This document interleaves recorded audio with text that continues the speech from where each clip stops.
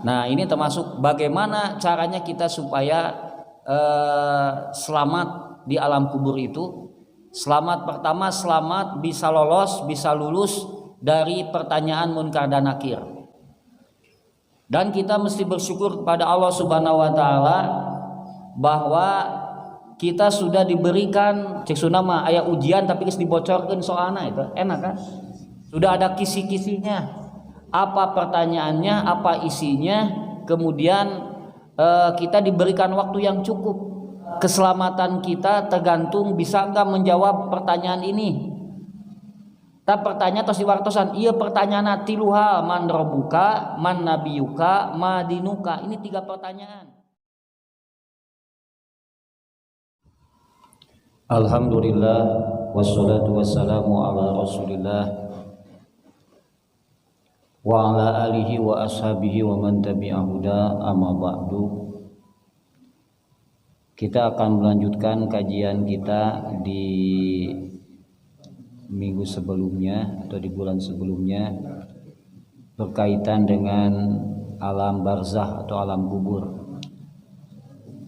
Sebelum dilanjutkan, kita akan mengulang apa yang sudah kita bahas supaya materi yang akan datang nyambung dengan materi sebelumnya. Sebelumnya kita sudah membahas mengenai fitnatul qabri. Fitnatul qabri artinya ujian di alam kubur. Jadi ada ujian di alam dunia ya. Kalau gagal bisa diulang. Kalau dulu ada tidak naik kelas ya, bisa tahun depan. Kalau sekarang terus naik ya. Ada remedial, ada diulang, itu bisa di dunia. Tapi nanti di alam kubur ini termasuk ujian di alam akhirat yang tidak ada remedial. Jadi fitnatul qabri adalah ujian di alam kubur. Yang mengujinya adalah 2 malaikat, yaitu munkar dan malaikat nakir. Itu ya, 2 malaikat yang menguji. Kemudian apa isi ujiannya? Diuji tentang masalah kehidupan agamanya.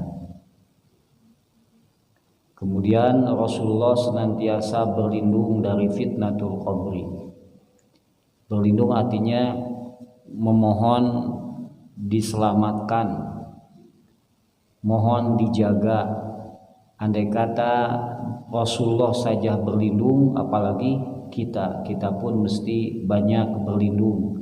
Allahumma inni a'udzubika min azabi jahannam wa min azabil qabri wa min fitnatil mahya wal mamati wa min fitnatil masihid dajjal. Fitnatil mahya, aku berlindung dari ujian di waktu hidup, wal mamati, dan ujian saat setelah mati. Ya, jadi Rasul saja berlindung, tentunya kita juga berlindung. Berlindung menunjukkan sesuatu yang sangat dahsyat, tidak mungkin dilawan kecuali dengan karunia Allah Subhanahu wa taala. Rasul memerintahkan supaya ini dibaca rutin ya, setiap kali kita sholat ya. Allahumma inni a'udzubika min adzabi jahannam. Fitnatul qabri adalah ujian terakhir. Maksudnya hidup adalah ujian ya. Maka selama di dunia pasti ujian tidak akan pernah berhenti. Ujian itu kadang-kadang menimpa kepada tubuh kita, kalau tidak pada kita, kepada istri kita, kalau tidak kepada istri, kepada anak, atau kepada harta kita. Jadi ujian tidak akan berhenti. Ujian di dunia berhentinya kalau kita meninggal. Nanti ada ujian terakhir, yaitu ujiannya di alam akhirat. Ujiannya adalah langsung oleh malaikat ya, munkar dan nakir. Lihat, fayantahiruhu, maka malaikat membentaknya dan berkata, siapa Tuhanmu, apa agamamu, siapa nabimu. Dan itulah ujian yang terakhir yang akan diterima oleh manusia. Kemudian nasib seseorang tergantung pada ujian. Jadi apakah di alam kubur kita itu akan disiksa atau kita akan mendapat kenikmatan, sangat tergantung apakah lolos dari ujian ini atau tidak. Jadi kalau di alam kubur itu kita lolos atau lulus ya, maka itu adalah awal kenikmatan di alam akhirat. Sedangkan kalau tidak lulus berarti awal penderitaan di alam akhirat. Jadi nasib kita sangat tergantung dengan ujian ini. Peristiwa sebelumnya ya, sebelum diuji, ketika kita masuk dihimpit dulu, ketika masuk ke kuburan kita langsung digencet ya. Itu mah tidak ada yang terlewat, semuanya akan dihimpit oleh kuburan. Setelah dihimpit kemudian dilepaskan. Kata Nabi SAW, andai kata ada yang selamat dari himpitan kuburan, maka Sa'ad bin Mu'adz akan selamat. Tetapi ketika dia masuk ke kuburan, dia pun dihimpit. Padahal Sa'ad bin Mu'adz orang yang sangat istimewa. Saat dia meninggal dihadiri oleh 70.000 malaikat. Jadi dilayatna ge lain ku jalmi, tapi kuna malaikat 70.000 hadir. Tetapi ketika masuk kuburan dia disiksa.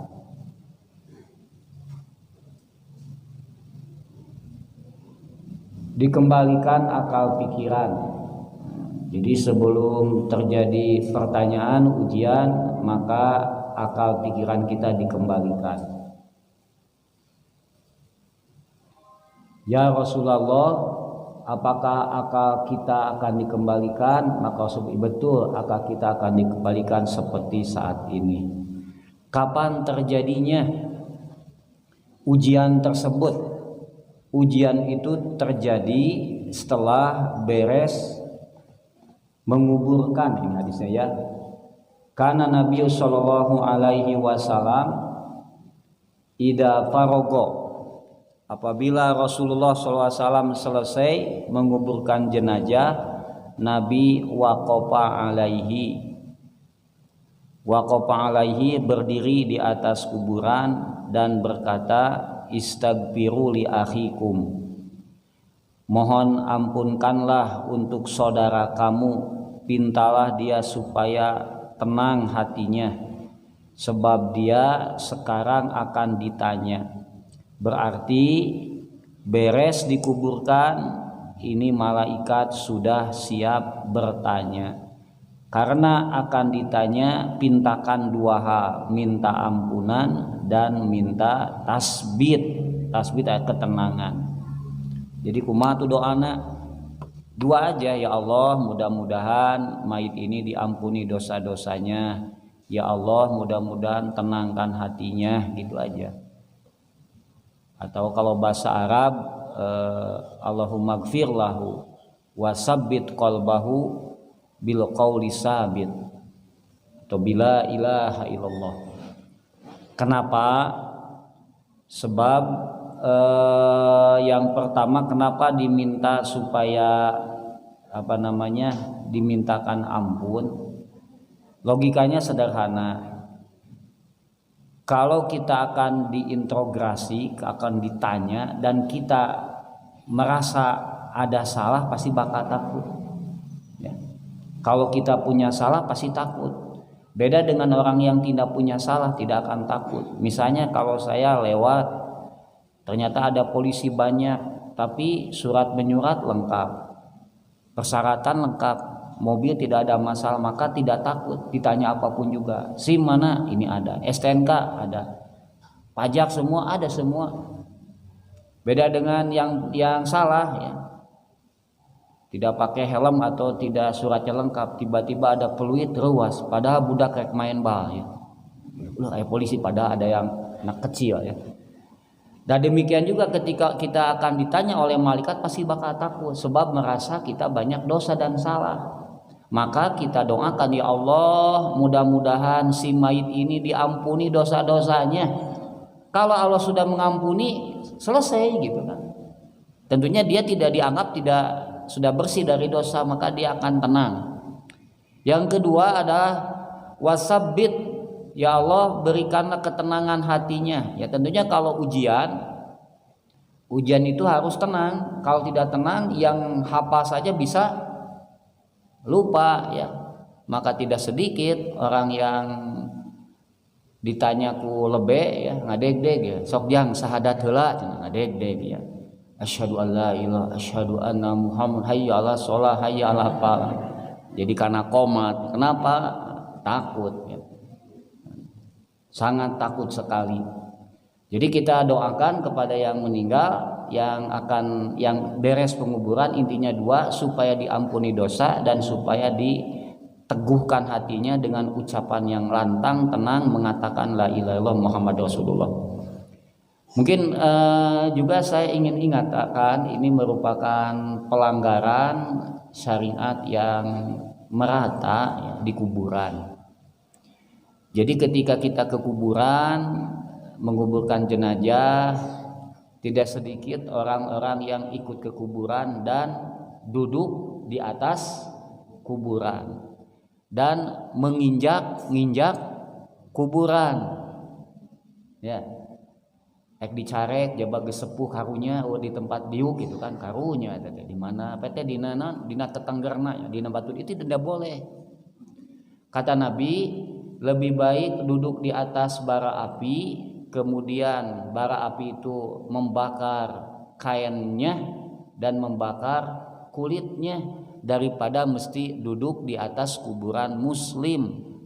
Menunjukkan bahwa orang jenazah itu meskipun sudah mati, dia tetap seorang muslim yang mesti dihargai ya, mesti dihormati, tidak boleh diduduki, tidak boleh diinjak-injak.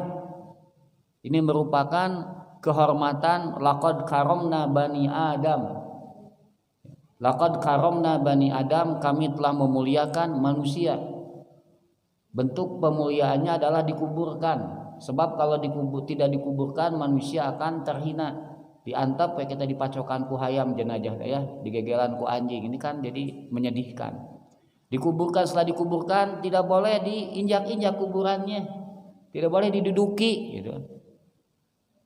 Dan itu dosa. Nah maka ini Pak Bipik, ini harus jadi PR kita. Jadi kita harus punya kuburan yang manajemennya diaturin, tong asal-asalan nanti. Ketika nguburkan mayit di sini, jadi culca tepuk harusnya ada sab ke-1, sab ke-2, kemudian ada tempat untuk lewat. Ya, jadi supaya nanti yang berkerumun melihat ini kuburan, nggak boleh diduduki. Kalau di kuburan-kuburan di kampung-kampung kan di mana apalagi kalau malam-malam, ya, seperti gitulah. Jadi culca tepuguh ya, sehingga tidak ada menginjak-injak kuburan itu sudah tidak ada pilihan, kejaba aku dijejak gitu. Padahal itu harus kita pikirkan, kumaha kuburan itu harus diatur sedemikian rupa. Ini harus ada tanah wakaf kuburan dan ada pengaturan yang jelas. Kuburan jajaran kahiji ada berapa? Misalnya ada 10, jajaran kedua, ketiga. Nanti yang sudah penuh, yang sudah ada nomor 1, sudah ada 2, yang kosong nomor 5. Jadi pukul lah itu. Kalau diatur begitu, dan ada tempat menyimpan keranda, ada tempat untuk nanti orang berkumpul di mana. Jadi jangan sampai kuburan itu terinjak-injak. Itu mungkin yang saya lihat ya. Kadang-kadang kalau di kuburan momennya sedang sedih, manya kudu ustad ambak-ambakan heula gitu. Sing bakal ibu-ibu banyak itu. Ini harus diingatkan. Baik. Sifat malaikat yang bertanya, ternyata malaikat itu fisiknya disebutkan aswadani azraqani ya. Dia disebutkan 2 malaikat yang hitam kebiru-biruan. Nah, ini ya, malaikat hitam aswadani azraqani, hitam ditambah kebiru-biruan. Yang pertama munkar dan kedua adalah nakir. Secara umum malaikat itu adalah zu manzorin hasanin.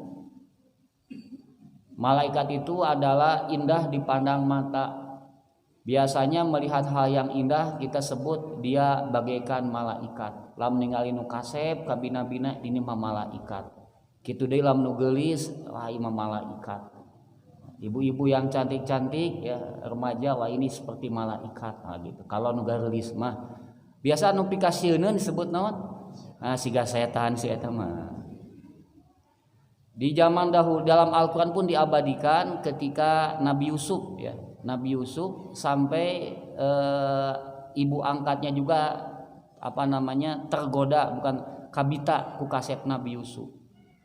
Sampai dia hilang ingatan, lupa kepada cek sunna melemah poho karena temah wadi ya. Dia harusnya seorang ibu yang menyayangi malah bogoh ke anaknya sorangan.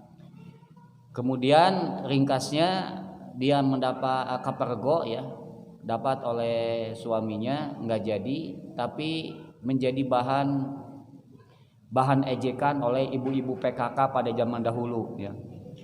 Maknya cenah aya istri cenah ibu kabita ku budakna sorangan. Maka kata si ibu tersebut ya, nanti kamu akan lihat sendiri. Dipanggillah para ibu-ibu itu ya. Kemudian dikasih buah dan pisau. Maka disuruhlah Nabi Yusuf lewat. Ketika melihat Nabi Yusuf yang begitu tampan, bagaimana mereka tidak sadar mengiris tangannya sendiri dan mengatakan mahadza basyaro, ini bukan manusia, ini adalah malaikat. Jadi secara umum malaikat mah indah dipandang mata ya. Zumiratin pastawa wa huwa bil ufuqil a'la. Jibril itu sangat indah dipandang mata begitu. Kecuali malaikat-malaikat yang bertugas untuk menyiksa, itu mah diciptakan oleh Allah supaya menakutkan ya. Maka ada beberapa malaikat yang oleh Allah diciptakan beda dengan malaikatnya lain. Yang lain mah indah dipandang mata, enak dilihat, menenangkan, menyejukkan. Ada juga yang menakutkan baru secara tampilan zohirnya saja. Di antaranya malaikat yang akan menjemput orang yang durhaka itu sudah kelihatan sudul wujuh ya. Wajahnya sangat hitam. Demikian juga ini malaikat penjaga kubur ini munkar nakir, oleh Allah diciptakan dengan fisik yang menakutkan, hitam, bukan cuma hitam, azraqani kebiru-biruan. Ditambah juga suaranya yang sangat menggelegar, suara nage matak ceksuna matak sawan ya, menakutkan. Ya, coba kita kalau diintrogasi ya. Jadi nggak mungkin sulit sekali kita menjawab, ningali wajahnya sudah menakutkan. Ya, jadi sifat malaikat tersebut secara fisiknya adalah hitam, kemudian juga suaranya sangat kencang, menakutkan. Namanya munkar dan nakir. Inilah yang ditanyakan, man rabbuka man nabiyuka dan seterusnya. Nah, isi pertanyaannya adalah berdasarkan hadis ya. Ini ada beberapa hadis ternyata tidak sama, ada yang diujinya dengan satu pertanyaan saja. Bagaimana bentuk pertanyaannya? Yaitu dihadirkan Nabi Muhammad. Apakah Nabi Muhammadnya atau gambarannya Nabi Muhammad, ditanya apakah kamu tahu siapakah orang ini? Maka kalau orang mukmin langsung mengetahui dia adalah Muhammad Rasulullah, asyhadu alla ilaha wa asyhadu, langsung bisa menjawab. Nah, ada juga pertanyaan begini, fayatihi atin. Nah, ini ya. Maka datanglah kepada seseorang lalu bertanya, siapakah Tuhanmu? Apa agamamu? Siapakah nabimu? Nah, jadi 3 pertanyaan. Jadi ada 3 pertanyaan. Tentunya ini pertanyaan lebih mewakili. mewakili semuanya. Jadi ada yang ditanya tentang Nabi Muhammad saja, ada ini mewakili, ada 3 yang ditanyakan. Maka nah ini termasuk bagaimana caranya kita supaya selamat di alam kubur itu. Selamat pertama, selamat bisa lolos, bisa lulus dari pertanyaan munkar dan nakir. Dan kita mesti bersyukur kepada Allah Subhanahu wa taala bahwa kita sudah diberikan cek sunama aya ujian tapi geus dibocorkeun soalna itu enak kan? Sudah ada kisi-kisinya. Apa pertanyaannya, apa isinya, kemudian kita diberikan waktu yang cukup. Jadi ibu-ibu sadayana, keselamatan kita tergantung bisa enggak menjawab pertanyaan ini. Tak pertanyaan tos diwartosan, iya pertanyaan tiluha, man robuka, man nabiyuka, madinuka. Ini 3 pertanyaan. Isinya jelas ya. Man robuka, siapa Tuhanmu? Allah. Siapa nabimu? Muhammad. Apa agamamu? Islam. 3 pertanyaan, berarti kita mesti menyiapkan. Dan persiapannya juga cukup panjang. Sekarang kita sudah berapa tahun? Berarti kalau sudah 50 tahun, sudah 50 tahun tuh. Ya. Bapak-bapak sabar tahun deui yuswa urang. Ini persiapan untuk mempersiapkan jawabannya. Jadi ada 3 pertanyaan ya. Yang mesti disiapkan adalah ilmu dan amal. Yang dimaksud dengan ilmu adalah ilmu usulus salasah, ilmu mengenai 3 hal yang prinsip. 1 adalah man robbuka, siapa Tuhanmu? Maka jawabannya adalah Allah. Berarti kita mesti menyiapkan ilmu namanya ma'rifatullah. Ya, itu. Ilmunya adalah ma'rifatullah. Man nabiyuka, siapakah nabimu? Siapkan ilmunya, disebut dengan ma'rifatul rasul. Kemudian yang ketiga, apakah agamamu? Siapkan ilmu namanya ma'rifatul Islam. Baik, saya ulangi. Jadi isi pertanyaannya adalah 3 ya. Berarti 3 hal yang mesti kita siapkan. 3 hal yang mesti kita siapkan. Ma'rifatullah, kemudian ma'rifatu. Sebentar ininya ngalingit.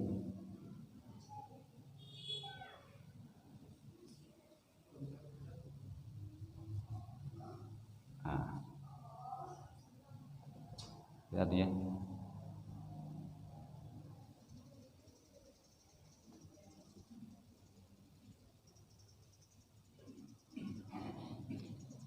Sikap orang mukmin ya.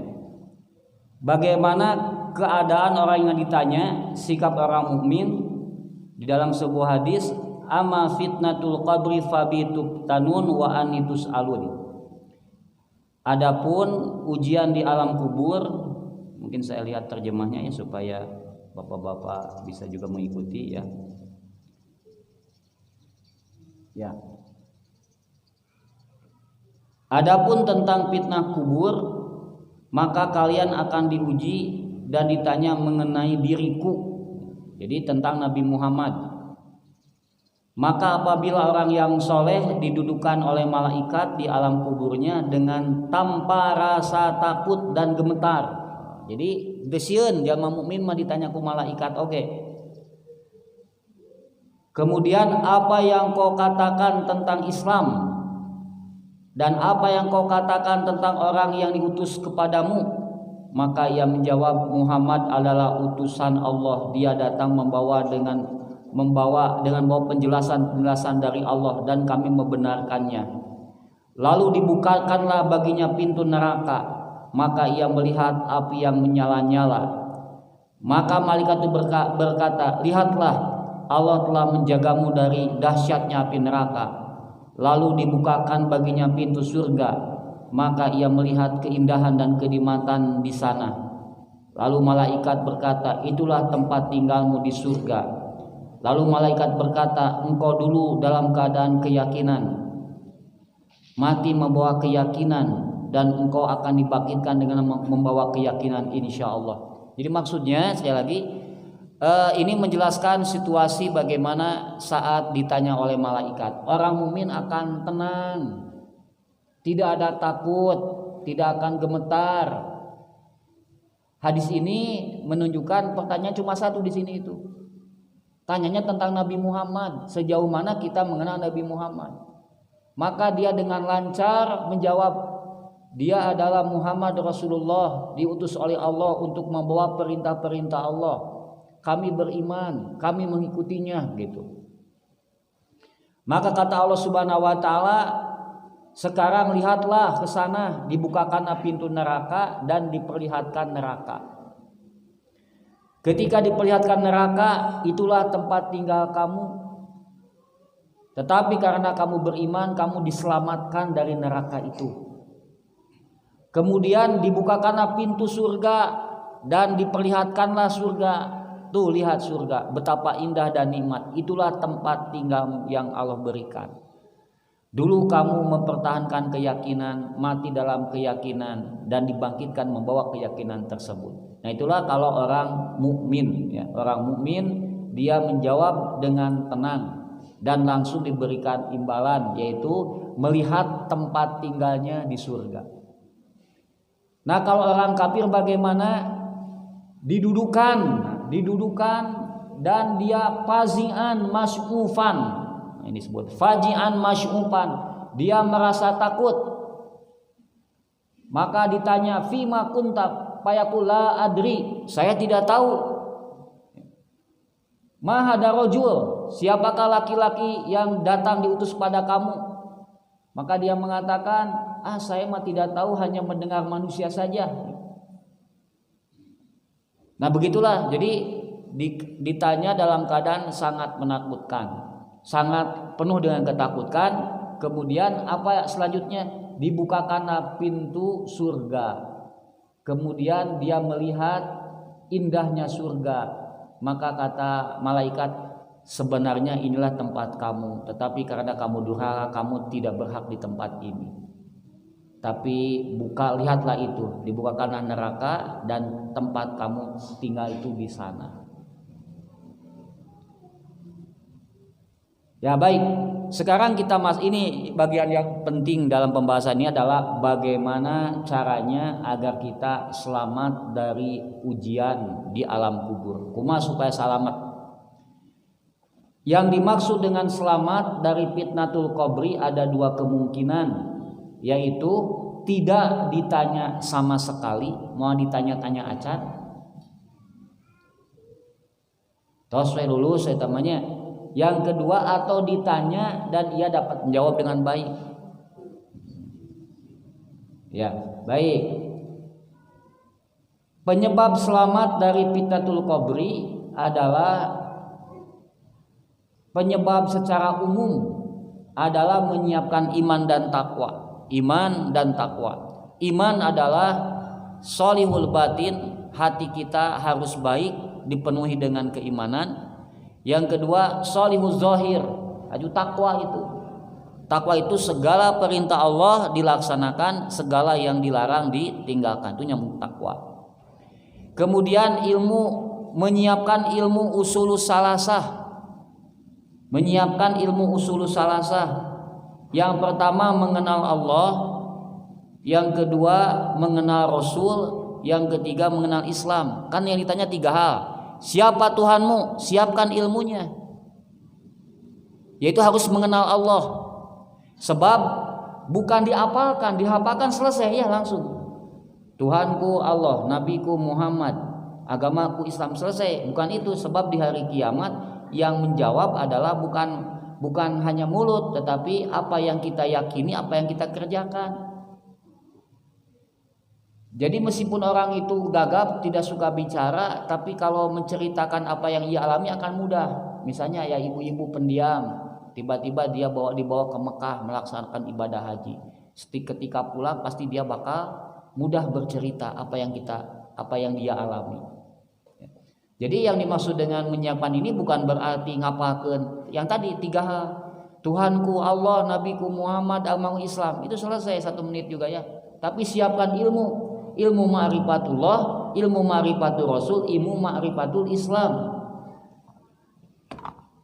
Ilmu ma'rifatul Islam.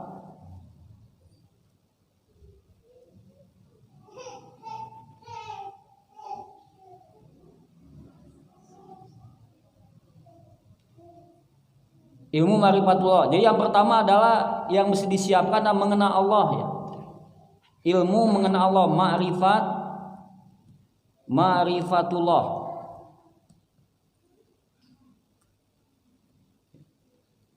Yang pertama adalah meyakini ya. Satu, kita harus meyakini dulu, meyakini keberadaan Allah. Ya, meyakini Allah teh aya ya. Yang kedua,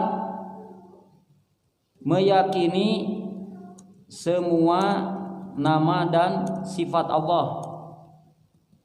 Nah ini dulu lah. Kira-kira kita sudah hafal nama Allah.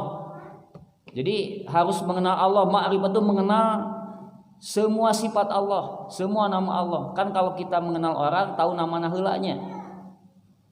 Terang nama Ahmad, terang Ahmad teh. Ahmadna anu jangkungnya, anu galing, anu mancung, anu bodas kulitna, anu kuliahna. Nah itu kan bisa begitu. Berarti kita kalau hafal 20 sifat, kita mengenal ya. Jadi kalau kita bisa menyebutkan 100 sifat, hafal benar berartinya.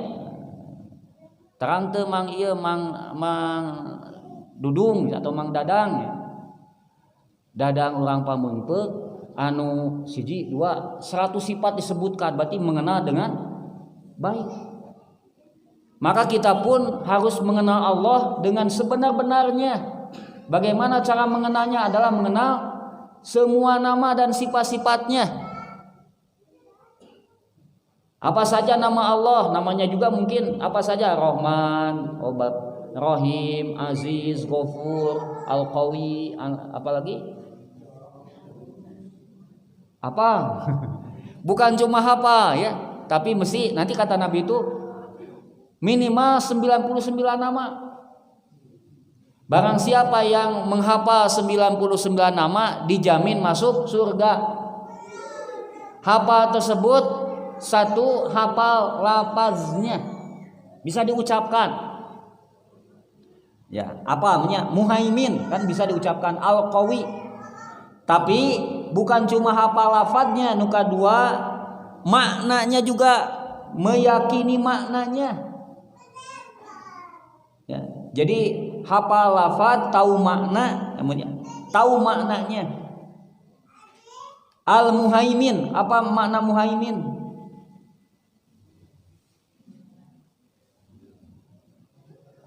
Jadi jangan sampai hanya hafal nama bagian ke apa maknanya. Kemudian bukan cuma tahu tapi yakin terhadap maknanya tersebut. Misalnya Al-Qawiyyu, Allah Maha Kuat. Tidak ada yang bisa mengalahkan Allah. Kemudian Al-Qarib, Allah teh Maha Dekat. Dia yang paling tahu terhadap manusia dibandingkan dirinya sendiri ya. So kita tahu nggak ada berapa bulu halis dia? Teu apanya, Allah mah tahu.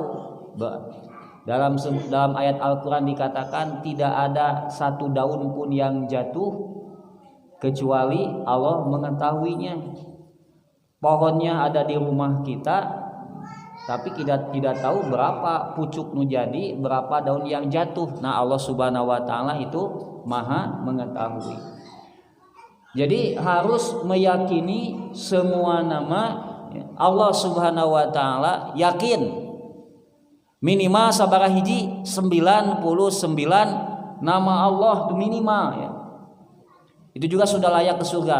Hafal lafadznya, tahu maknanya, meyakini, menjalankan konsekuensinya. Nah itu maksudnya. Jadi kita betul-betul mengenal Allah Subhanahu Wa Taala. Mengenal manusia saja kita sudah hidup ini terasa enak. terasa nyaman. Saya ka Pamengpeuk, di sana saya mengenal beberapa orang. Teu sieun ka Pamengpeuk, kalau kemalaman bisa nginep. Itu kan baru mengenal manusia, apalagi kalau kita mengenal Allah. Kalau saya misalnya ke Pasirwangi, saya punya murid, dia kenal baik dengan saya, nyaman hidup itu. Ka terminal aya papipik, geus kadinya we peuting-peuting, kan begitu. Kalau mengenal kan enak hidup itu. Demikian juga kita mengenal Allah Subhanahu wa taala, maka hidup ini akan terasa semakin ringan. Tengah peuting jemplang-jempling, tiba-tiba takut mencekam, kita ingat kepada Allah. Allah itu ada, Allah itu maha gagah, Allah itu maha melihat, Allah itu dekat dengan kita. Tenang hati itu. Kita punya kesulitan, tapi Allah maha kuasa. Tenang juga begitu ya. Nah seperti begitulah. Jadi kita harus mengenal Allah mulai dengan meyakini keberadaan Allah Subhanahu wa taala. Yang ketiga, mengenal Allah artinya kita juga mesti mengenal atau mengimani rububiyahnya.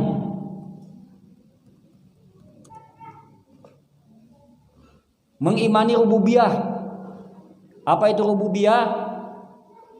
Minimal ada 3 ya, ada 3 rububiyah itu. Meyakini bahwa Allah sebagai Maha Khalik, pencipta alam semesta ini. Nanti kita punya kaidah selain Allah adalah makhluk. Sehebat apapun makhluk. Nah, ini kan orang lain tuh orang yang gampangan. Naon gampangan teh? Ada sesuatu yang hebat dijadikan oleh Tuhan. Wah, ieu mah aneh, disembah begitu kan. Nah, bagi kita sehebat apapun tetap makhluk, sebab Khalik hanyalah Allah Subhanahu wa taala. Itu rububiyah. Yang kedua adalah setelah Khalik adalah Malik. Malik artinya pemilik dan penguasa. Semuanya adalah milik Allah. Semuanya dikuasai oleh Allah Subhanahu wa taala. Apapun dan siapapun. Kalau kita ke Pamengpeuk, lihat laut selatan, laut adalah ciptaan Allah, makhluk Allah. Laut juga berarti Allah yang memiliki laut ini dan Allah juga yang menguasai laut ini. Kita ke Gunung Merapi, gunung yang sangat besar, hebat. Gunung diciptakan oleh Allah, Allah lah pemilik dan penguasanya. Ini akan bersih dari tauhid. Kalau tidak punya hal ini maka kita akan musyrik. Ke laut selatan di dia pasti aya nu ngageugeuhna, ceuk beja nama istri nu geulis namina Nyi Rokidul. Ieu teh pasti punya kesukaan, maka tanya ka dukun ka kuncen, Pak Kuncen naon ritual supaya kita tidak diganggu oleh penguasa sini. Hampir di setiap tempat, hampir di setiap daerah ada keyakinan seperti itu. Bagi kita ini rububiyah. Allah yang menciptakan, berarti Allah yang memiliki dan menguasai. Kalau mohon izin kepada Allah, kumaha bentuk izinnya? A'udzu bikalimatillahi tammah min syarri ma khalaq. Aku berlindung dengan kalimat Allah yang sempurna dari kejahatan semua makhluknya. Tidak sedikit yang punten abdi bade ngalangkung mbah atau ngaganggu abdi, ada yang begitu. Ini kemusyrikan karena tidak mengenal Allah. Tidak mengenal Allah. Padahal engke pertanyaan pertama, man rabbuka? Siapa Tuhanmu? Nah, ini di sini ma'rifatullah. Ilmu yang wajib kita kuasai, mengenal nama dan sifat Allah. Meyakini tentang rububiyah Allah. Allah sebagai Khalik. Yang kedua apa? Malik ya. Jadi intinya ada berapa? Ada Khalik ya, saya sebut di sini lah. Khalik itu pencipta ya. Malik pemilik dan penguasa, dan Mudabbir. Mudabbir itu apa? Allah Subhanahu wa taala satu yang membuat aturan. Secara umum mudah kita pengatur. Allah yang membuat aturan, Allah yang menjalankan aturan. Jadi Allah membuat aturan untuk semua makhluknya. Untuk manusia, untuk bangsa jin, untuk langit, untuk bumi, untuk gunung, untuk pepohonan ada aturan. Aturan itu nanti bisa dipelajari, disebutnya hukum alam. Nah, padahal bukan hukum alam, tapi ada sunnatullah fil alam. Tentang manusia dipelajari tentang manusia, jadi ilmu tentang kemanusiaan. Kalau fisiknya nanti ada ilmu anatomi, ada kedokteran. Demikian juga alam semesta kalau dipelajari, semuanya ada aturan yang tertib, teratur. Itulah aturan Allah.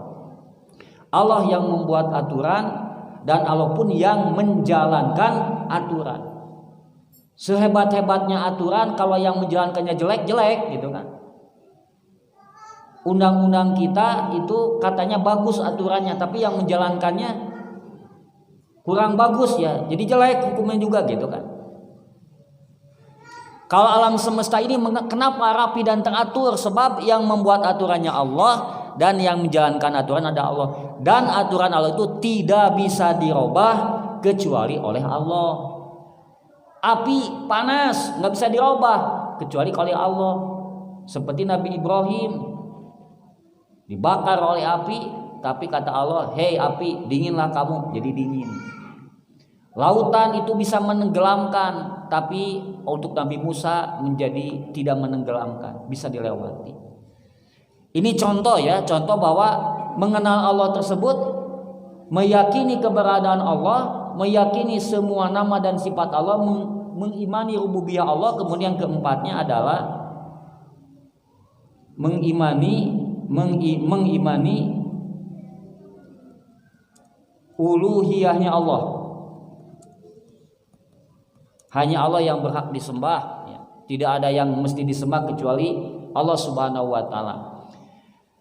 Jadi saya ulangi lagi bahwa nanti di hari kiamat atau di alam kubur itu kita akan ditanya mengenai man rabbuka, siapakah Tuhanmu.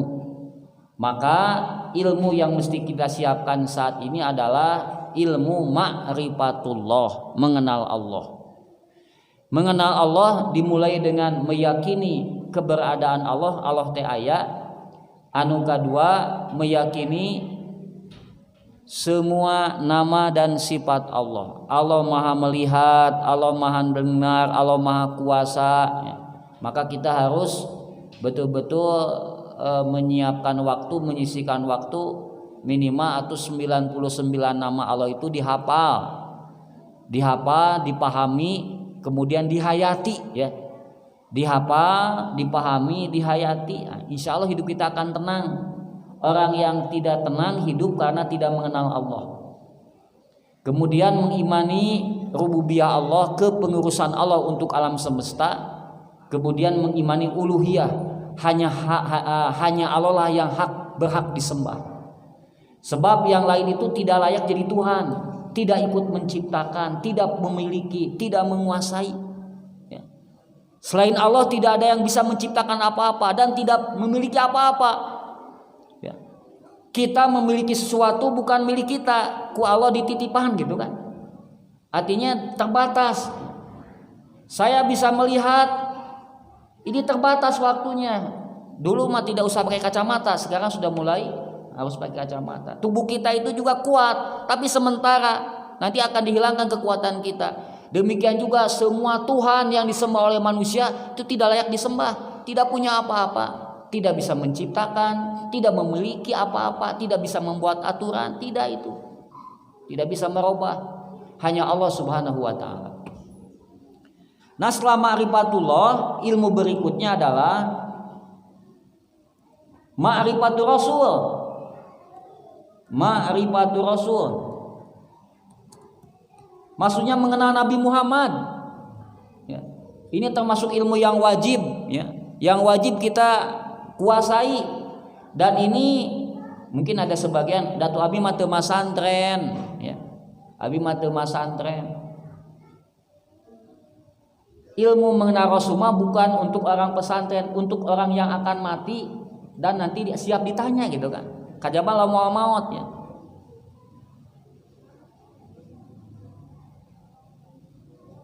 Ma'rifatul Rasul adalah yang pertama ya, mengenal sosok ya, atau syama'il ya.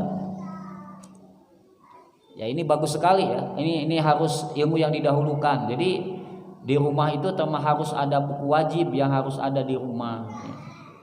Yaitu tadi nama-nama Allah, mengenal Allah. Ini mengenal Rasul juga harus ada.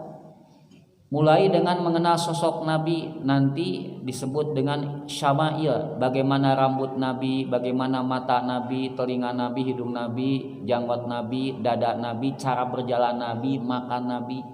Jadi Nabi tersebut sosok yang sempurna, tidak ada yang terlewat ya. Tidak ada yang terlewat. Sehingga mereka mengatakan Muhammad itu seolah-olah lahir di atas matahari. Maksudnya terang benderang, segalanya nggak ada yang tersembunyi. Dari mulai proses kelahiran sampai kematian, fisik Nabi nggak ada yang tersembunyi. Para sahabat kalau dia itu melihat Nabi, dilihat, diperhatikan sampai direkam. Sampai Nabi huisan ge dihitung huisna sabaraha hiji. Kata Nabi, kata para sahabat, saya melihat Nabi itu ada 14 ubannya.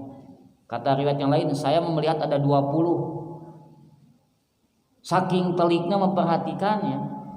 Sampai sekarang saya ngajar di Staipi, kalau ditanya berapa jenggot saya, nggak ada yang bisa menghitung. Sabab ulun memperhatikan. Kenapa tidak diperhatikan? Nanaonan gawe gitu. Itu penting. Tapi ketika kan Nabi mah diperhatikan. Sampai sahabat juga berkomentar ya. Syibta ya Rasulullah. Rasul, kamu sekarang sudah beruban. Sebab tadi dihitung, sampai dihitung. Kata Nabi, syayabatni hudun wa akhwatuha. Membuatku beruban adalah surat Hud dan surat-surat yang lainnya, yaitu amma yatasaalun. Jadi yang membuat Nabi beruban karena takut dengan kiamat, takut dengan hari akhirat. Kalau kita kenapa beruban? Takut naon tah? Takut urusan dunia ya. Ternyata jadi ilmu itu aja. Jadi Nabi itu sampai jelas ya. Itu namanya syama'il, sosok Nabi ya. Kita harus mengenal sosok Nabi, bagaimana itu semuanya ada ya. Rambutnya, dadanya, warna kulitnya, bagaimana Nabi kalau marah. Sehingga pantas kalau ada sebuah hadis, barang siapa yang bermimpi melihat aku, maka itulah benar, sebab setan tidak mampu menyerupaiku. Jadi setan itu jin punya kemampuan yang hebat ya. Punya kemampuan yang hebat, yaitu mampu merubah wujud. Cek Sundama mancala putra, mancala putri, bisa berubah wujud. Bisa jadi siapapun. Bisa menjadi sosok yang menakutkan atau juga sosok yang menakutkan atau menyenangkan, bisa gelis pisan, bisa goreng patut dikasieun setan, bisa juga sosok yang kita hormati dan segani. Sosok jadi ibu kita, orang tua kita, sosok seorang ulama, bisa, kecuali satu, nggak bisa berubah jadi Nabi Muhammad. Ngan bisa ngaku-ngaku Nabi Muhammad, saya teh Nabi Muhammad. Nah kalau orang melihat mengaku Nabi Muhammad, ini harus diuji oleh ahli hadis. Tadi kamu ngaku ngimpi melihat Nabi Muhammad, coba rambutnya bagaimana? Galing. Nabi Muhammad tidak galing. Eta mah ngaco. Kumaha warna kulitna? Hideung, tidak hideung, kami yang putih. Nah gitu. Jadi maka yang suka bermimpi melihat Nabi Muhammad adalah ahli hadis atau ulama, sebab dia sangat cinta. Qala Rasulullah, ini kan hadis terus-terusan yang dipakai yang dibaca. Jadi terbayang Rasulullah itu. Sampai ke bawah mimpi ya, sebab yang dibaca adalah qala Rasulullah. Dan di dalam hadis begitu detailnya sifat Rasulullah sallallahu alaihi wasallam. Di kampung saya ada orang yang ngaku melihat Rasulullah. Orangnya sudah tua, khatam Quran itu setiap 3 hari. Ada khusus 3. Ini hungku 3an, tiluan Quran 3 hari sekali khatam. Ngimpi cenah nini teh emak teh ngimpi naon? Ngimpi di bumi teh cenah aya Kangjeng Rasulullah cenah itu. Barudak datang ka imah cek mah ka ditu aya Rasul nuju salat. Ditinggal cenah keutek-utekan mah persis banget. Katingali cenah cukup kituan, katingali cukup nahung ku. Oh ieu mah aya hadisna teh naon bener teh kana. Lamun misalnya keur isyarat tapi ku jempol bidah namanya. Sebab mimpinya satu ya lihat fisiknya, yang kedua isi mimpinya. Isi mimpinya jangan berkaitan dengan syariat. Sebab syariat sudah lengkap, maknya kudu lewat mimpi deui. Hayang apa syariat mah langsung baca Quran dan sunnah. Hanya sebagai mubasyirat, penggembira saja. Jadi mengenal sosok atau syama'il ya, syama'il. Yang kedua yang mesti diketahui adalah mengenal sejarahnya, sejarah atau sirah. Ya. Jadi kita harus mengenal sirah Nabi, ya, sejarah Nabi. Bagaimana Nabi ketika dilahirkan, bagaimana Nabi ketika di Mekah, ketika hijrah, bagaimana di medan perang, bagaimana Futuh Mekah, ya. Ini harus mengetahui. Kita suka menonton TV dan kita suka sangat mengidolakan tokoh protagonis ya. Boga lalakon jeung kesep ka boga lalakon teh. Sabab dikesankan orangnya sangat baik, sangat bagus gitu kan. Padahal mah aktingnya waduh gitu kan, film mah. Tah kalau kita membaca sejarah Rasulullah, ini kehidupan orang yang terindah di muka bumi ini. Maka kalau membaca sejarah Rasul pasti bakal cinta. Ya. Seperti kita melihat film resep kaboga lalakon, dikesankan orang yang terbaik gitu, yang terhebat. Nah kalau membaca sejarah Rasul ini asli, bukan settingan gitu kan, asli. Maka dijamin kalau mengenal Rasulullah Shallallahu Alaihi Wasallam, membaca sejarahnya, kita akan jatuh cinta mati kepada Rasulullah SAW. Sebab kehidupan yang betul indah, hidup penuh dengan perjuangan, pengorbanan, semuanya indah sekali ya Rasul itu. Laqad kana lakum fi Rasulillah uswatun hasanah, ini akan terlihat dalam kehidupan Rasulullah Shallallahu Alaihi Wasallam. Maka kalabat anu wajibnya wajib dimiliki ya di setiap rumah adalah sejarah Rasulullah atau sirah nabawiyah. Ada termasuk yang enak dibaca juga ini Ustaz Iwan yang Munawar Khalil ya, kelengkapan tarikh itu enak dibaca ya. Jadi lumayan lah produk ulama Nusantara, enak dibaca dan juga menambah keimanan kita kepada Rasulullah. Kemudian apalagi setelah mengenal sejarahnya, yang ketiga adalah mengenal risalahnya. Risalahnya itu ada 2, Al-Quran, B-nya adalah sunnah. Ya. Jadi Nabi Muhammad Rasul itu utusan Allah teh berarti punya misi atau punya misinya apa? Apa yang Nabi bawa, diutus di Allah teh nyanak naon, miwarang naon, ini ada dalam Al-Quran dan Sunnah. Jadi kalau kita ingin mengenal Rasul, kita juga harus mengenal isinya atau risalahnya. Pelajari Al-Qurannya, pelajari Sunnahnya. Al-Qurannya 30 juz ya. Harus jadi kurikulum kehidupan, harus dibaca ya. Yang paling pokok mungkin pertama dihafal, kalau hafal minimal sah salat gitu kan. Sah salat berarti Al-Fatihah, kulhu jeung Al-Qur'an sudah cukup itu sah salat kita itu. Tapi di atas itu kita juga harus mengetahui semua isi kandungan Al-Quran. Jadikan Al-Quran sebagai kurikulum kehidupan. Baca Al-Baqarah, lihat terjemahnya, renungkan apa maksudnya, terus ganti surat lagi, terus ya, bolak-balik. Adapun hafal, kalau kita memang punya keinginan kuat, insya Allah bakal bisa dihafal.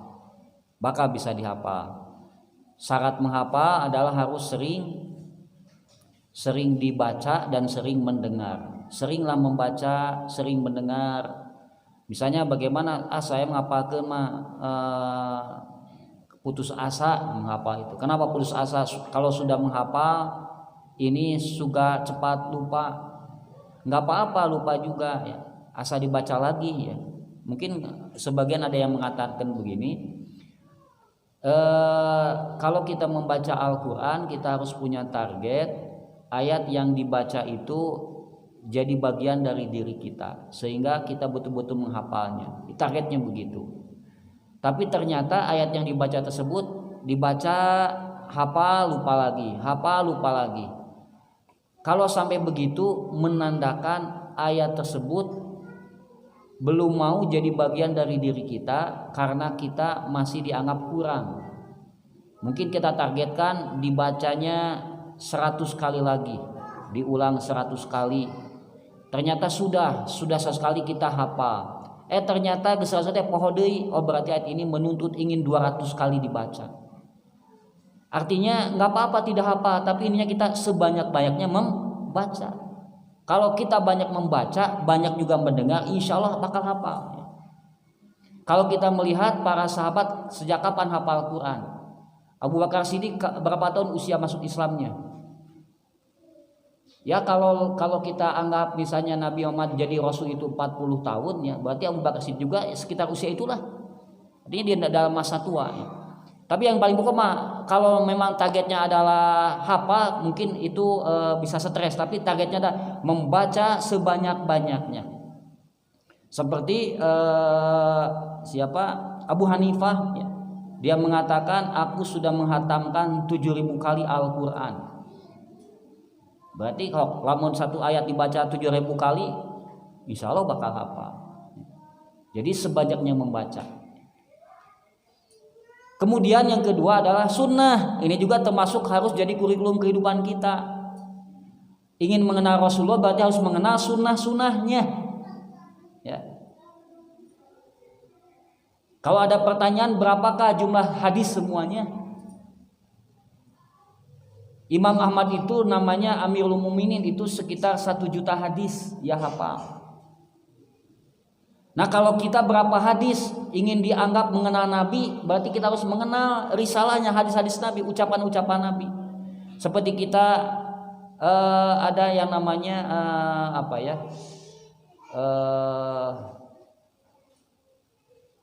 fans Roma Irama dan Soneto apa namanya? Forsa, ya. Forsa, fans Roma Irama dan Soneta. Itu menghafal lagu-lagu Roma Irama, hatam.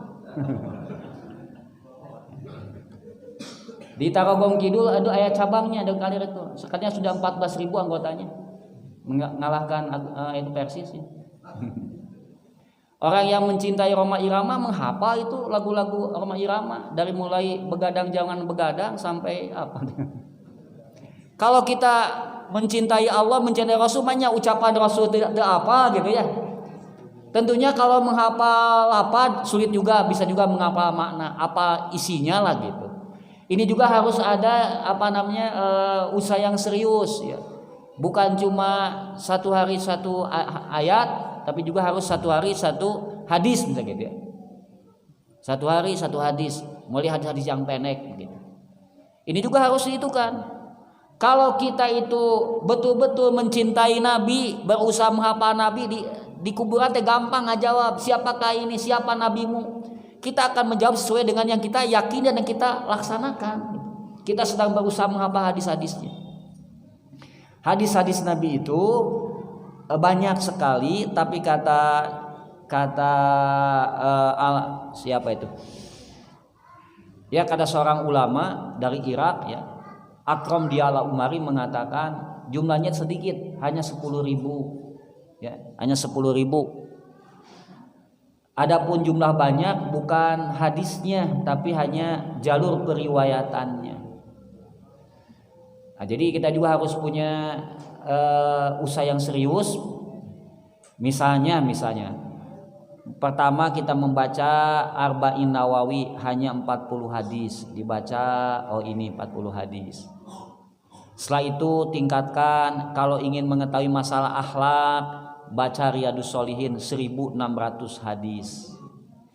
Kalau ingin masalah hukum sehari-hari, amalia sehari, masuk kepada kitab namanya Bulughul Maram. Bulughul Maram 1600, Riyadus Shalihin 1600, 3200 lah. Eta insyaallah jadi muslim minimalis.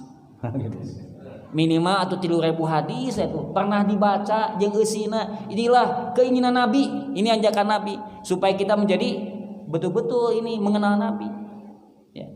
Mengenal pertama sosok tubuhnya ini kagak bayang, gagah kasep Nabi teh. Nu kadua mengenal sejarahnya kita cinta, mengenal risalahnya kita praktekkan, kita jalankan. Maka dina poe kiamat ini enteng kita menjawab apa yang kita lakukan dan kita yakini. Nah, ngajelaskeun kitu unggul ya. Kemudian yang berikutnya adalah ma'rifatul Islam. Ma'rifatul Islam. Ma'rifatul Islam itu mengenal Islam. Satu, Islam sebagai sistem akidah. Kumaha akidah dina Islam. Nu kadua syariah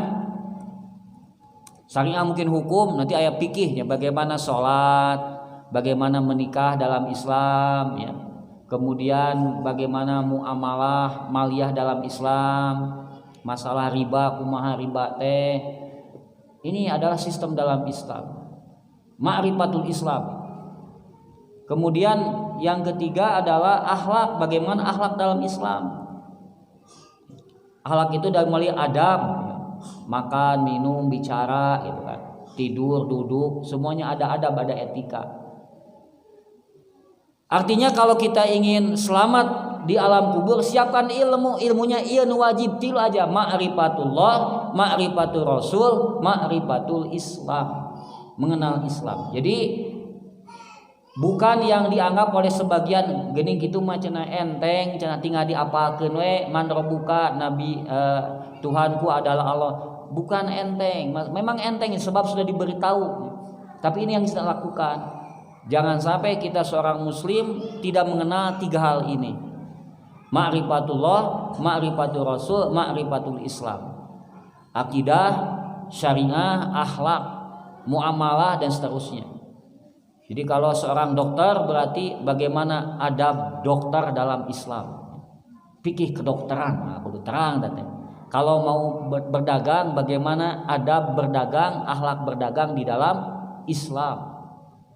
Maka di zaman Nabi para khulafaur rasyidin ke sini, khalifah senantiasa datang ke pasar dan bertanya, tahu nggak riba? Coba cara menimbang yang baik bagaimana? Tidak boleh dagang di pasar ini orang yang tidak tahu riba. Maka biasanya suka ada penataran bagi para pedagang. Sebab orang yang tidak tahu riba ini pasti bakal terjerumus kepada riba. Jauhilah orang sampai diusir lah. Kalau tidak tahu jangan di sini. Sebab dagang kamu tidak akan mau berkah. Jadi kalau kita mau jadi pejabat, bagaimana adab pejabat? Ini harus dikuasai. Baik, saya ulang lagi ya. Jadi untuk selamat dari fitnah kubur adalah siapkan secara umum adat iman dan takwa, siapkan ilmu usulus salasah, ma'rifatullah, ma'rifatul Islam. Nah sekarang masuk kepada penyebab secara khusus ya. Penyebab secara khusus yang akan menyelamatkan kita dari siksa fitnatul qabr adalah berdoa. Doanya tadi, Allahumma inni a'udzubika min adzabi jahannam wa min azabil qabri wa min fitnatil mahya wal mamat, ujian di waktu hidup, ujian setelah kematian ya. Yang kedua mati syahid. Mati di medan perang. Kata para sahabat, kenapa Semua orang akan diuji di alam kuburnya kecuali orang yang mati syahid. Maka kata Nabi, cukuplah kilatan pedang sebagai ujiannya. Jadi di medan perang musuh begitu banyak, kilatan pedang, darah tertumpah, maka itu cukup jadi ujian mental. Apakah dia mau lanjut perang atau mau mundur itu kan. Kalau dia tuh maju berarti sudah lolos ujian.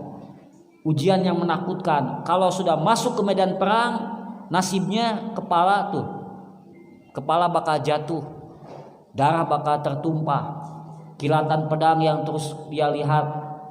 Nah, kalau dia sudah terus maju, sudah lolos ujian di dunia, di akhirat dianggap sudah lolos. Gitu. Kata Nabi, cukuplah kilatan pedang jadi ujian baginya. Meninggal dalam keadaan murabit. Murabit artinya menjaga perbatasan. Menjaga perbatasan perang, menjaga perbatasan. Jadi ada negara muslim, ada negara non muslim. Nah, di sana menjaga takut ada musuh yang tiba-tiba datang. Ya. Menjaga perbatasan, biasanya kalau ada serangan musuh, maka yang pertama diincar adalah para penjaga tersebut. Diriwayatkan setelah Imam Bukhari memberikan pelajaran kuliah kepada para muridnya, Imam Bukhari tersebut tiba-tiba dia membaringkan tubuhnya. Para muridnya bercanda kepada Imam Bukhari, "Wahai Imam, engkau pernah bilang segala sesuatu itu harus ada dalilnya. Saya mau bertanya, naon dalilna geus ngajar langsung ngagoler." Imam Bukhari pun tersenyum, "Tahukah kamu ini adalah daerah perbatasan. Tempat ke sebelah sana ini bukan negara Islam, ini adalah kawasan non muslim. Saya harus waspada, takut-takut nanti musuh tiba-tiba itu menyerang, datang ke sini. Maka saya beristirahat supaya ada tenaga dan siap menjaga perbatasan ini." Nah, gitu ya. Hadisnya adalah setiap yang meninggal maka tidak bisa beramal lagi kalau dia meninggal, kecuali orang yang mati sedang menjaga perbatasan. Maka orang yang mati ketika menjaga perbatasan, amal pahalanya terus mengalir sampai kiamat. Sebab keselamatan penduduk sangat tergantung mereka, para penjaga.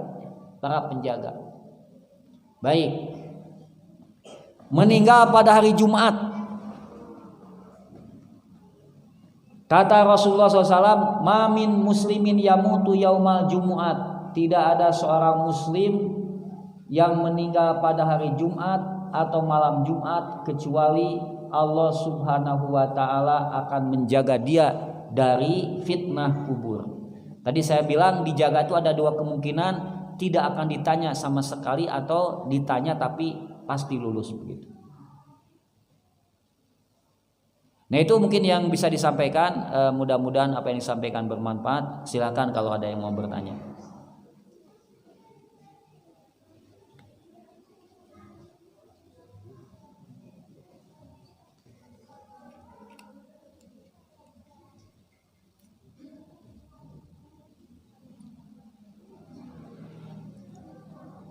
Tanya wae.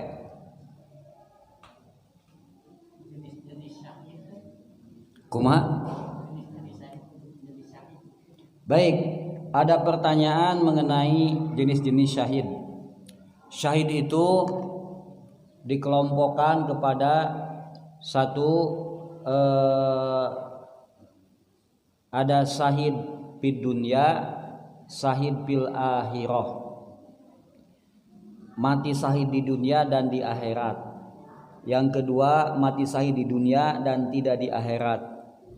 Yang ketiga, mati syahid di akhirat tidak di dunia. Jadi ada 3 kelompok. Mati syahid di akhirat, di dunia tidak. Maksudnya apa? Mereka yang melakukan amal-amal, yang mati dalam kondisi tertentu, ya, yang dianggap sederajat dengan mati di medan perang. Ya. Jadi mungkin saya robah penjelasannya. Jadi yang pertama adalah orang yang mati syahid di dunia dan di akhirat, orang yang mati di medan perang, kemudian dia ikhlas perangnya, tidak ada kesombongan, tidak ada niat lain, maka di dunia dianggap syahid, di akhirat juga dianggap syahid. Ada juga yang syahid di dunia, tidak di akhirat. Di dunia oleh orang dianggap mati syahid sebab mati di medan perang, tapi di hadapan Allah dianggap tidak maut syahid. Kenapa? Sebab niatnya tidak ikhlas. Jadi hanya Allah yang tahu itu masalah ikhlas. Yang ketiga ada di dunia, di akhirat dianggap syahid. Di dunia diperlakukan biasa, dianggap syahid tapi diperlakukan biasa. Maksudnya apa? Sebab kalau orang yang mati syahid itu ada hukum tersendiri, ya. Seperti tidak perlu dimandikan, sebab kan banyak luka ya, hanya langsung dibungkus dengan kain kafan. Juga boleh tidak disolatkan. Yang ketiga dikuburkan di tempat ia mati, itu yang mati syahid tersebut. Kalau syahid di medan perang. Tetapi kalau orang yang mati karena hamil, yang hamil dianggap syahid, ya. Kemudian yang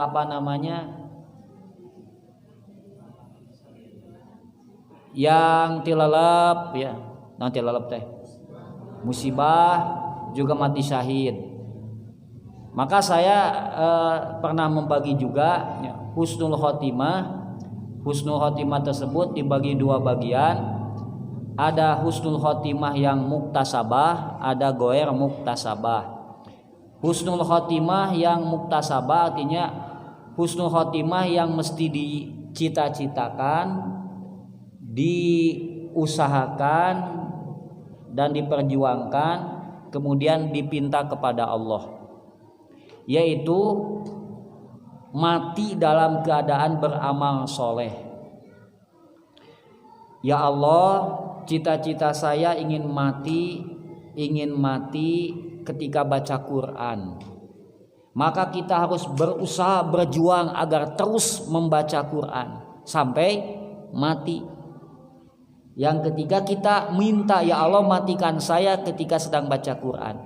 Etama mesti diniatkan, dicita-citakan, diusahakan, diperjuangkan dan dipinta, dipohon kepada Allah. Nah, itu disebut dengan husnul khotimah yang muktasabah. Muktasabahnya yang mesti diusahakan, diniatkan, dicita-citakan. Mati dalam keadaan beramal soleh termasuk mati syahid. Mati syahid juga termasuk yang mesti dicita-citakan, diusahakan, diperjuangkan dan dipinta. Dalam sebuah hadis, man mata walam yagzu walam yuhadis bihi mata ala syu'batin minan nifaq. Barang siapa yang mati belum pernah berperang, teu hayang-hayang acan, tidak berniatnya, walam yuhadis, tidak berniat untuk berperang, maka mati dalam keadaan munafik.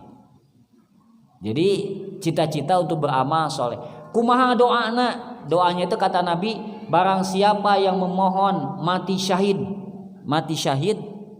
dengan sungguh-sungguh, pasti Allah akan memberikannya meskipun dia mati di atas ranjang.